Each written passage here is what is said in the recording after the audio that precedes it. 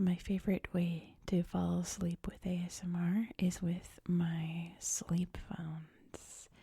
You can click my affiliate link in the description box to purchase your own pair and help support my channel. Stay tuned to the end of this video to hear my little pitch about why I think sleep phones is the best way to fall asleep to ASMR. Thank you and enjoy the video.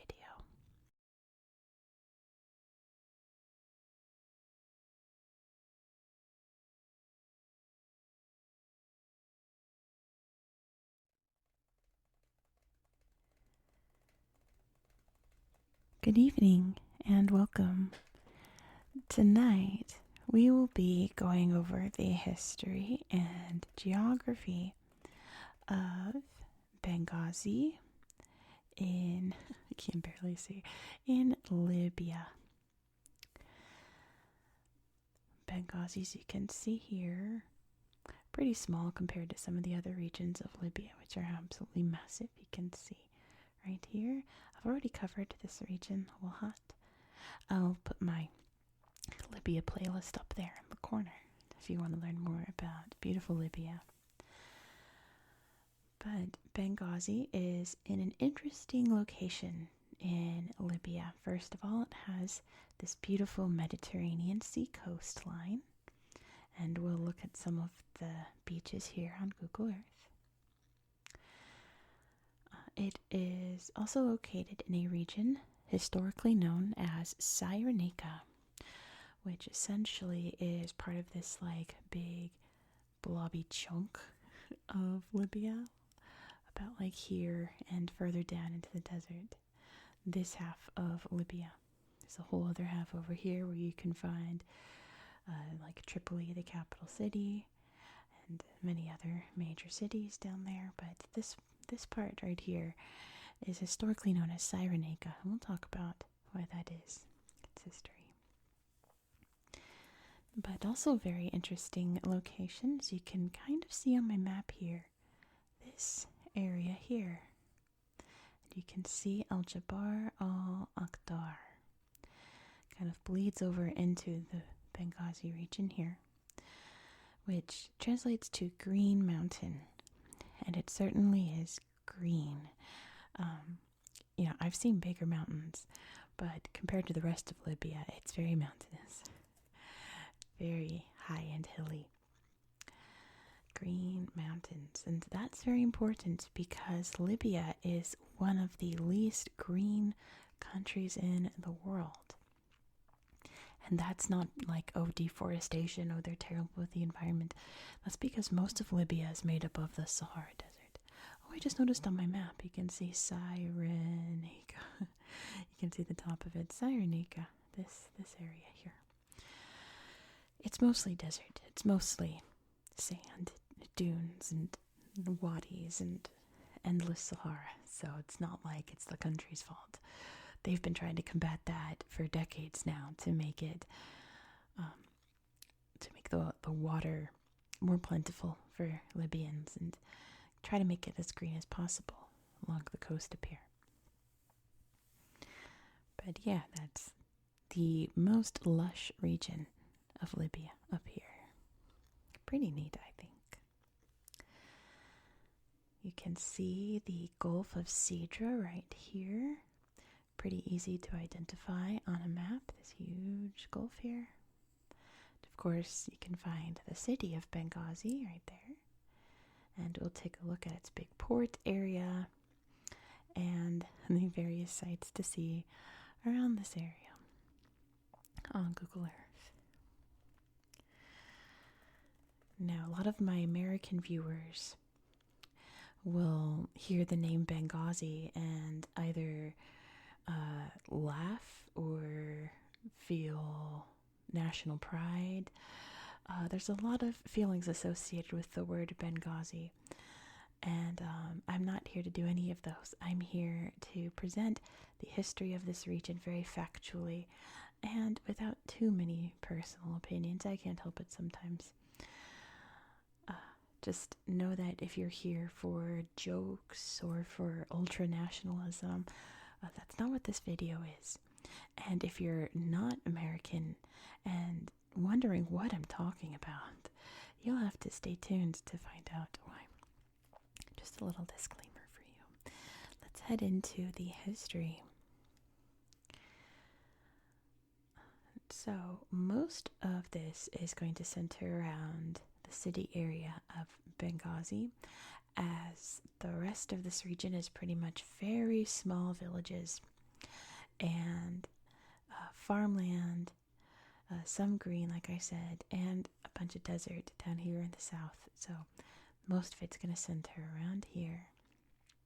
And it's there where we begin our tale with the ancient Greeks who settled here and established a town known as Eusperides, or that's what I've seen it mostly called, but sometimes I saw it called Hesperides.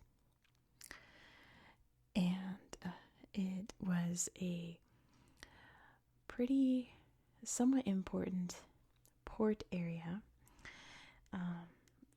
in what they called Cyrenaica, because the city of Cyrene, I'm trying to see if I can find it on here. I saw it before. Cyrene was located in this area. So Cyrenaica.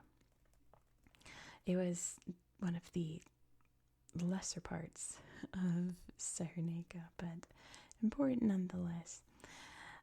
It became important a bit later in history, after Alexander the Great and the establishment of the Ptolemaic dynasty over here in neighboring Egypt, where one of Alexander's generals, Ptolemy, became Pharaoh of Egypt, because Alexander had become essentially Pharaoh of Egypt, and when he died, all of his land was divided up among his generals. And I guess a princess from here married one of the pharaohs. Her name was Berenice. I believe that's how you pronounce that. And this town became renamed Berenice in her honor. The Romans would conquer this area in 96 BCE. And, eventually this whole area of northern Africa. But the Romans were very interested in Cyrenaica, mainly for a very interesting plant called silphium. Silphium was this root plant that was apparently not very attractive, but had all different kinds of healing properties. It was basically a cure-all. And it was also an aphrodisiac and a form of birth control. So they were snatching up these plants over here in Cyrenaica and using them in excess. Also, they're apparently delicious. You could cook with them. Apparently, they were extremely delicious. Julius Caesar in particular would just gobble it up. But some interesting stuff about silphium. Number one, its seed pods were shaped like this, like a heart, like a little heart. And that's why we have the heart shape today associated with love, because it was used in the bedroom before the act for, like I said, aphrodisiac and birth control, which I think that's neat. I always kind of wondered why we use a symbol of love that's meant to represent a heart that looks nothing like a heart. But what's also interesting about this plant is that it is now extinct. The Romans overharvested it. It no longer exists. So we just kind of have to wonder, like, what would the world of medicine be like if it had survived? Because it could cure pretty much every basic ailment, every basic, disease, like common colds, coughs, things like that. All of, the over-the-counter stuff it could handle. So, how different would medicine be today if that plant was still around? We'll never know. They gobbled it all up. So, Berenice, as it was known then, became, down the road, a center of Christianity, as many places throughout the Roman Empire did at one point. The Vandals invaded in the year 431, what the Romans would call a barbarian tribe, I believe from what's now Germany. They conquered a lot of the North African coast once the Roman Empire started to weaken and really lost control of their faraway areas. A lot of European tribes rushed in and took it over. The Vandals were eventually chased out by the Byzantines, aka the East Roman Empire, in a sense, and was ruled loosely by the Byzantines. Kind of the issue for what would soon be called Benghazi is just that it was so far away from all of its superpowers, all of its the people in charge. It was far away from Greece, it was far away from Rome, it was far away from Constantinople, now Istanbul. So it's always just been kind of like just a little extra, a little bonus town that never really had the chance to prosper. And that would continue through the Arab invasion, which came in 642-ish, 643, after Egypt was conquered. They just hopped on over. And of course, Islam is by far the most important religion in Libya today, still to this day. For a long time, Benghazi was mainly just a little port stopover, mainly from traders from Genoa up in the Italian peninsula.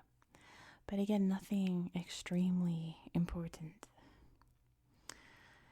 In 1578, it was conquered by the Ottomans, and this was like the real downturn for this town. If it was neglected before, it was very much neglected by the Ottomans.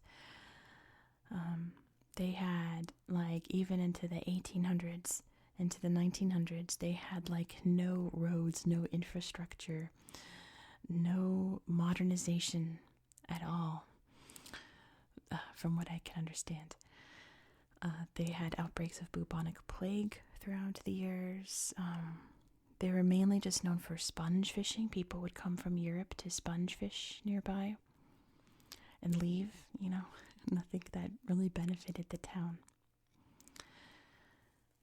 But that would change in 1911 when the Italians conquered. They took over and established a colony called Cyrenaica, trying to harken back to ancient times. And the pro of that is that they built all the infrastructure. They did the roads and built, like, hospitals and everything that a city needs to thrive, and it's very much thriving because of that today. The downside is that the Italians were awful, especially once Mussolini was in power.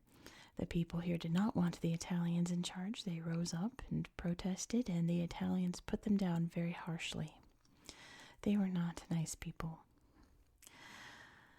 But the Italian presence here also encouraged immigration, mainly from Italy, of course, but immigrants came to Benghazi from pretty much all over the Arab world and would continue to do so up until modern day. You've got Syrians, you have Palestinians, Iraqis, Egyptians, from all over. It's a place where it's like an immigrant city. It kind of reminds me of like New York City, how it's just a place that many immigrants flocked to and found safety in. And that period of immigration started with the Italians, Jewish population. Who else? There's like a bunch. There's a bunch of cultures here. It's pretty neat. World War II rolls along, and the fighting here is pretty extreme. The city would go back and forth, being controlled by the Axis powers, then being taken over by the Allies. The Axis in charge here was a very notorious legion called the German Afrika Korps. The city was extremely heavily bombed throughout this time, between like 41 and 44. It went back and forth in control and was bombed by both sides pretty extensively. So a lot of those beautiful Italian buildings that were constructed during the Italian occupation, I would call it, are long gone. Some are still around, but most of them were bombed into oblivion. So once that was over, it became a period of rebuilding and it certainly did, because not long after that, Libya would declare its independence. In 1951, in the streets of Benghazi, independence for Libya was declared, and the Kingdom of Libya was established. And there were two capitals, one in Tripoli, way over there off of my out of view for you guys on the other end of the coast, and the other capital was Benghazi, double capital. The Kingdom of Libya would not last long. In 1969, Muammar Gaddafi would overthrow the government, and he radically changed Libya.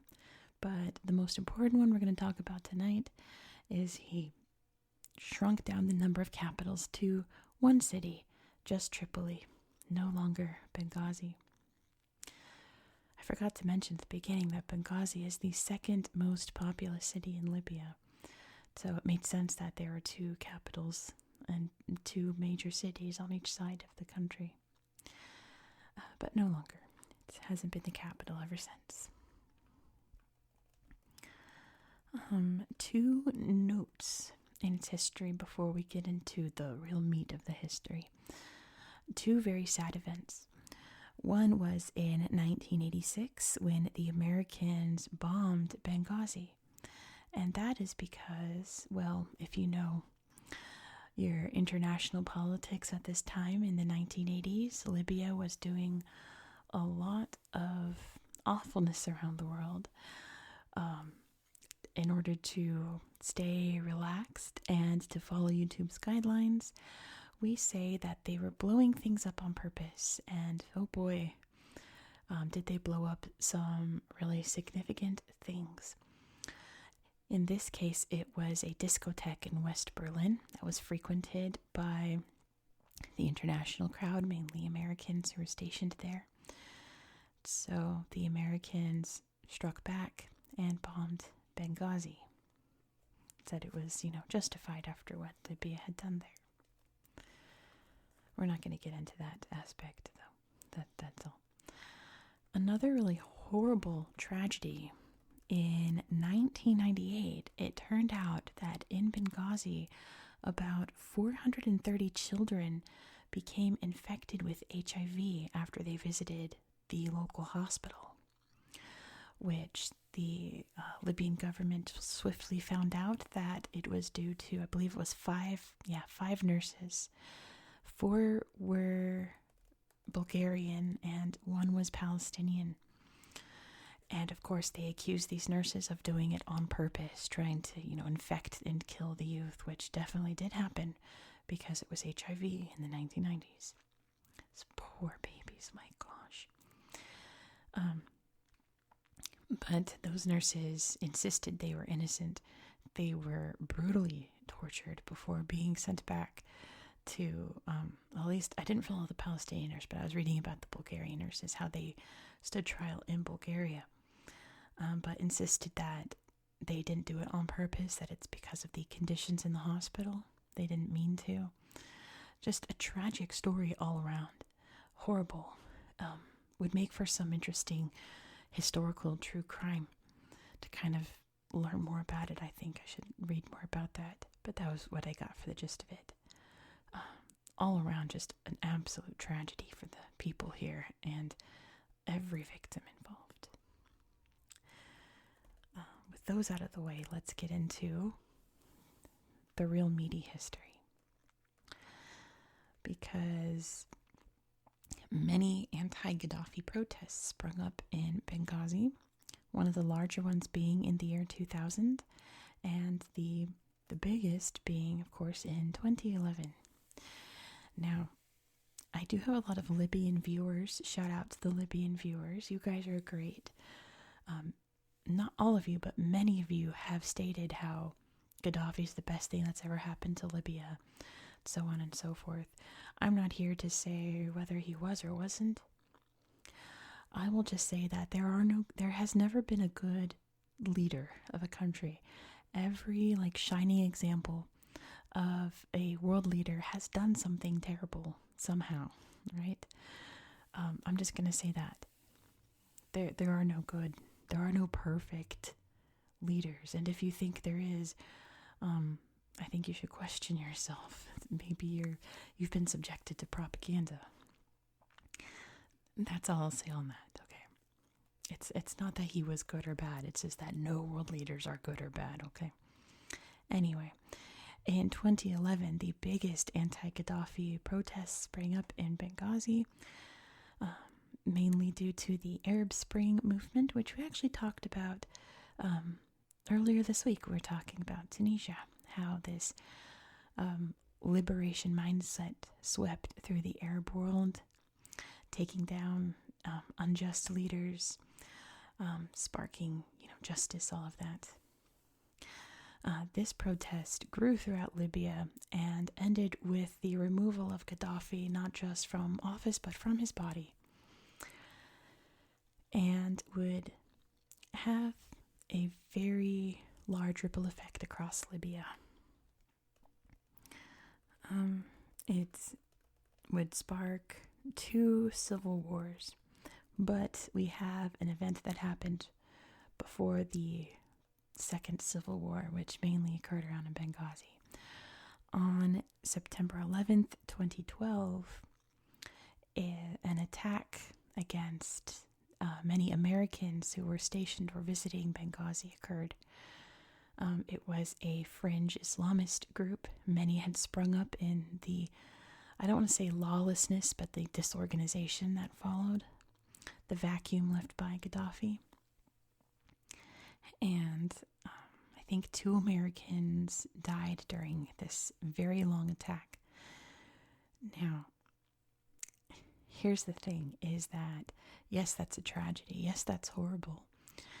It became so overblown here in the States because this is when Barack Obama was president, and Secretary of State at the time, was Hillary Clinton.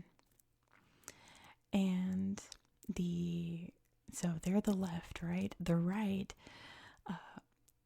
absolutely blamed Hillary and the administration for this attack, saying that they were very much warned in advance, that they called for help and nothing came, and that they left these men out essentially to die, which turned out to be not true at all. There were many different investigations, mainly against Hillary, mainly because she was ramping up to run for president, and they wanted to squash that. All of the investigations into it turned out that that was not true at all. They had no idea. The whole area was turbulent for Americans, but they had no warning about this attack. But the term Benghazi is forever stamped on the minds of Americans, kind of associated with almost like Waterloo. Like, to say something was your Benghazi was like your very large downfall that you can never recover from. So like making a mistake at work that winds up with like you getting fired is your Benghazi, something like that. It's just become like a word that's thrown around a lot, especially at this time in America, meaning like a significant failure in your life is your Benghazi. Yeah, I think the best comparison would be comparing it to a Waterloo. So it's kind of like just the word Benghazi, not the city, not the residents here. Just the word is almost like a joke in America, a slang word, if you will. But again, we're not here to make light of the situation, because it was a tragedy. It was a horrible event. People did lose their lives in horrible ways. And it's just a really sad little moment in the history of American diplomacy, I think. But moving on from that, the Second Libyan Civil War breaks out in about 2014. Most of the fighting is centered around Benghazi. The fighting here lasts until 2017, which is just awful for that long. um, fighting, gunshots, just terror in the streets every single day. It must have been an absolute nightmare. And from what I can tell, Benghazi is recovering from that time, but also from what I can tell, it's pretty much recovered in a sense, in that the damage has been repaired, wounds are healing, like mental wounds are healing, mental scars last forever, but the city is on the up and up, essentially.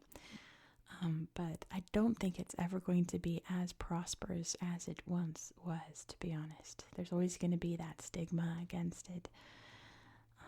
But it is still a city, from what I can tell, a city of immigrants and refugees. It's still a very diverse population here, which I still think is pretty neat. I think diverse populations concentrated together can only bring good, because it means everyone is on the same level, even though they're all from different backgrounds, all working together, making a community. And I think that's wonderful. And that is essentially the history of Benghazi.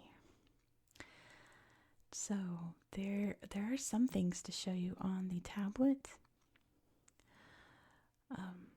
Nothing like wow amazing, but some things nonetheless. So why don't we just head over to Google Earth and check out this corner of Libya for ourselves. Here we are in Benghazi. I'm trying to make it show the whole district, but Google Earth doesn't want to. Only the city. That's okay. That's enough for us. Let's start by zooming out so you can see exactly where we are in the world, what I mean by that lumpy part, right? So here is the North African coast along the Mediterranean. And you can see this big lump right here. That's Cyrenaica, and that's where you can find Benghazi. And see, just as important, we've got Italy, we mentioned up there, and then there's Greece, Istanbul, all places where this city was once ran from. And you can see from above this big green patch here, the Jebel al-Akhdar, which we'll take a look at the end. We'll start by looking at the city, which you can see here all big and sprawling, all kind of heading toward the port area here. Very important. Let's check it out. I think there's a couple slideshows for the port. Let's see, I think there's one over here, but maybe not. Oh, there it is. The port of Benghazi. Hello. Not again. Why does this always happen to me? Let's try this. It would be cool if it didn't. There we go. Let's look at this one. And we can see, oh, there comes a big ship coming in. There's two big ships docked there. Really pretty pictures, isn't it, of the docks here. Ships being unloaded. Let's see if this one's working. I think this one has better pictures, if I remember. There we go. Oh yeah, you can see the city devastation there. All these big ships, cars parked there. Maybe cars being delivered. In the big port area here. The coastline. Pretty neat. Big old shipping area here. Let's see. Do I remember what there is to show you here? So this area around the zoo is considered like the classy area. Let's take a look at it. You may not think, wow, that's so classy, but it is the classiest part. They got a dinosaur, that's pretty neat. There's lots of pigeons. Of course, it's all mostly run down now. We've got like geese. Nothing real zoo-like. Everything's really sad, but from what I read, this is the high-end area. You can see the hospital right there. shopping over here. There's a big shopping mall. Where is it? Down here somewhere. But yeah, what if we just look at the city slideshow? Benghazi. Very sprawling, isn't it? It is a very pretty city. I like the little double domes there. And minarets there with the pretty rainbow. That's a pretty mosque. Looks like it's made out of Lego from far away. Very kind of blocky, but I like it. Another pretty rainbow over the city. A big bridge that connects the old town with the newer part of town. And yeah, another pretty rainbow. We love that. I feel like, I'm trying to remember. I feel like there was something over here I wanted to show you. There's a big bridge. But I can't remember what it was. Probably just the beaches. Let's look at some beaches. You can see a resort right there. Let's see. I think one of these had a good slideshow. Oh yeah, look at this sea crashing in. Swimming in the wonderful water. It probably feels great. This guy's enjoying it, sitting on his little rock, looking very proud of himself. Here's a beach. Scouts Beach. They got the umbrellas out, keep the sun off of you so you can enjoy the crisp air coming off the sea.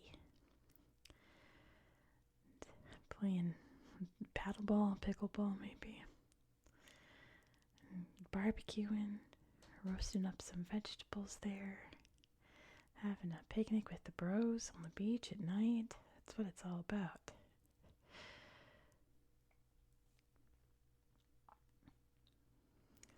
So yeah, I think that gives you a good idea of the city.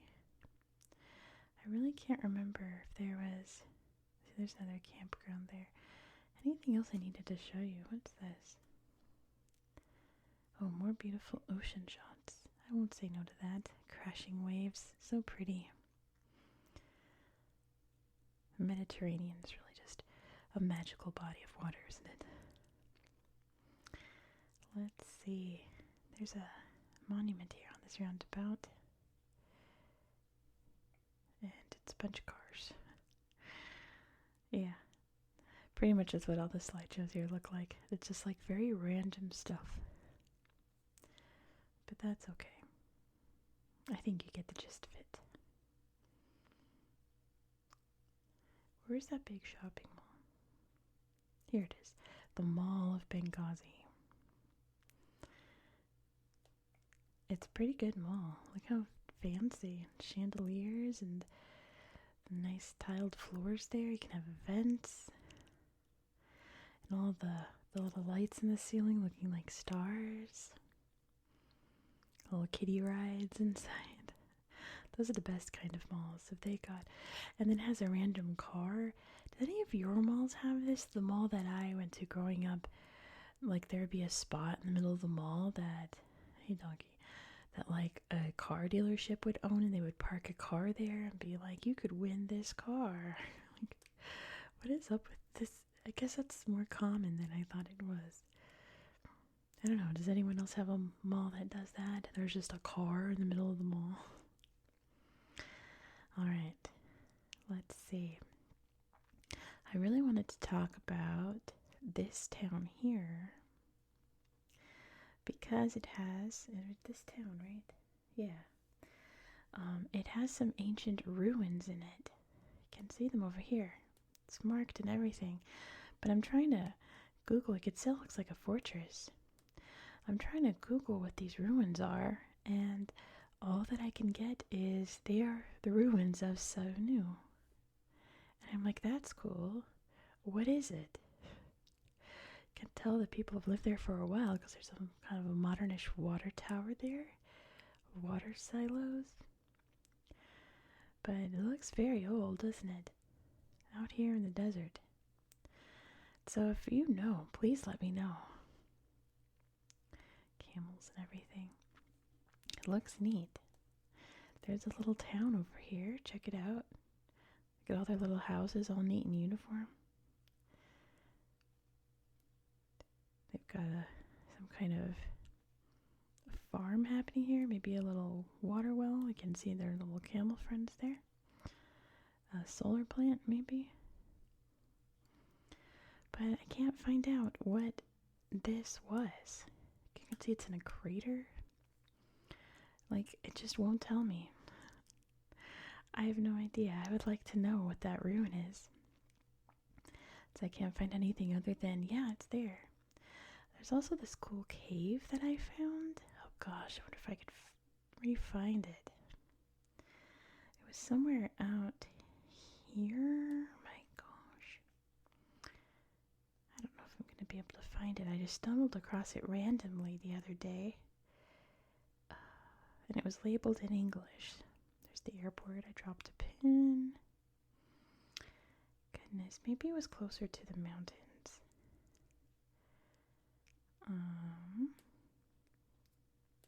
See how greener it gets now? Just a little bit. Oh, I don't know if I'm going to find it. I don't remember where it was. To make sure we stay in our region.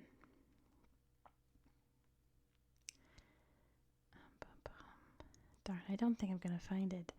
But it had little bits of cave art. So I go to Google and I type in the name of the cave. And all it tells me is, yep, it's there. And I'm like, I want to know more about it. I want to know about this cave. It has cave art in it. And then when you search Libyan cave art, you get far more famous caves that are way further down there in like central Libya. And it's like, that's cool. I want to know about this cave. But it gave me nothing other than, yep, it exists. It's like I'm not looking for verification. I'm looking for more insight on this cave. I swear it was somewhere over here. I hope I'm not looking right at it. Passing by it. It was written in green and in English. At least I think it was green. Now I'm doubting myself. Anyway. One last check. Nope. Okay.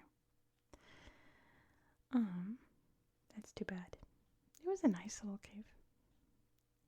Maybe you can play on Google Earth and find it. I don't remember where it was at all, apparently. That's too bad. I just remembered it. Or else I would have checked it before this video, so I remember where it was. But we're going to end this in the mountains. We have some nice slideshows here in the green. I love all the shapes that the water makes throughout this area. It looks like it's liquid itself. Let's see. Let's look at... Oh, I found the cave. It was purple, not green. I found the cave. Look at this. Cool cave, right? Way up high there. Let's see. Dum, dum, dum, dum, dum. Come on. Where's the art? Wait. Where is it? There we go. We got little creatures there. I found the cave. Look at that. Looks like a person with like a shield and a sword.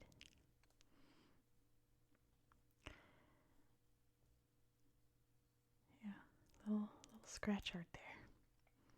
Just little things. Nothing too significant. Alright, let's look at this.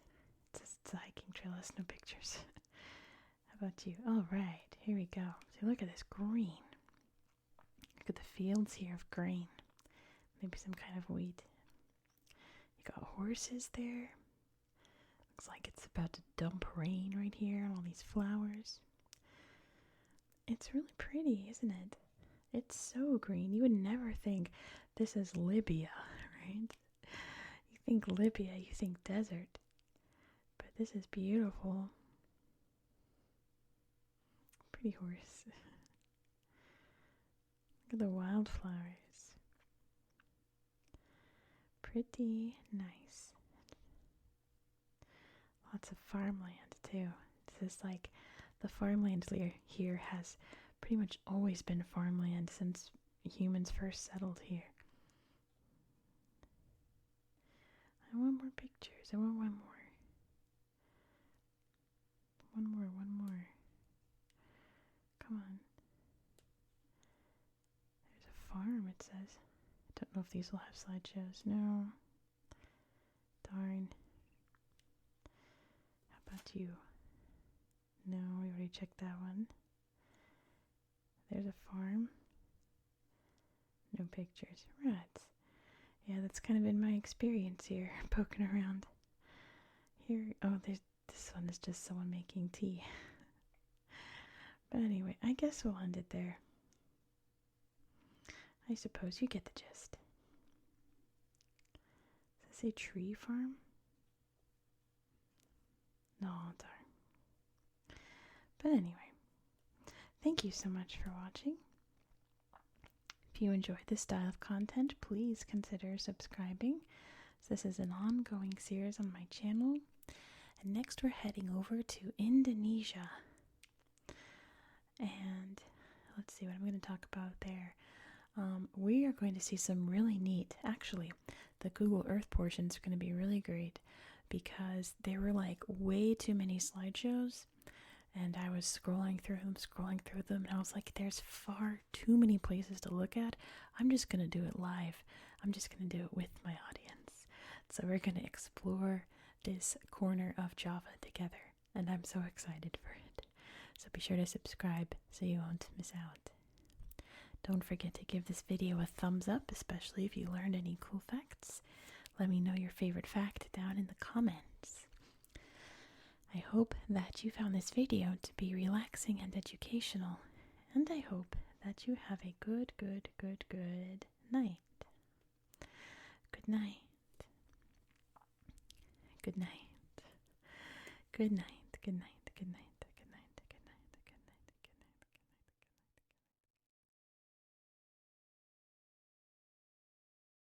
This is my pair of sleep phones. Pajamas for your ears. And it's essentially a headband with little speakers in it.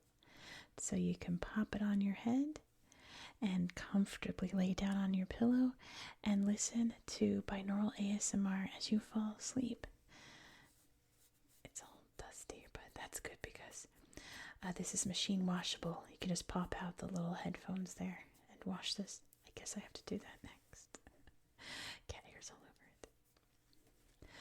I use this pretty much every night. It's perfect for traveling. And actually, here's a story for you. This is not my original pair of sleep phones. I went and visited one of my best friends, brought my sleep phones with me, and accidentally left it behind. So my friend says, oh, don't worry, I'll ship it to you. It's fine. But then she tells me the next day, actually, I'm not, because I used it and I love it and I'm keeping it. And I just bought you a new pair. I'm sending it to your home. So this is the pair she sent me. My original ones are still with my bestie. She kept it. It's so funny. But I swear by these things. I sleep so well with them. They don't bother me either. I have chronic migraine. I have to be careful with what I put on my head because if it's too tight or makes me too sweaty, I get a migraine. This has never done that. It's incredibly comfortable. The sound quality is awesome.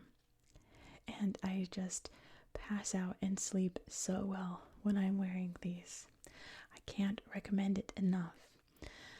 So if you would like to get your pair, I have an affiliate link down in the description box. It would very much help out my channel.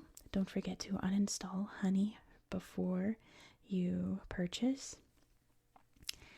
And you can get your own pair of sleep phones, pajamas for your ears, and sleep comfortably and sound. They have all sorts of different styles. They have a wireless version. I just have the wire one. just because that was just what I had before she bought me the same pair. But they have all sorts of different kinds for all sorts of different types of people. So be sure to check them out and sleep well.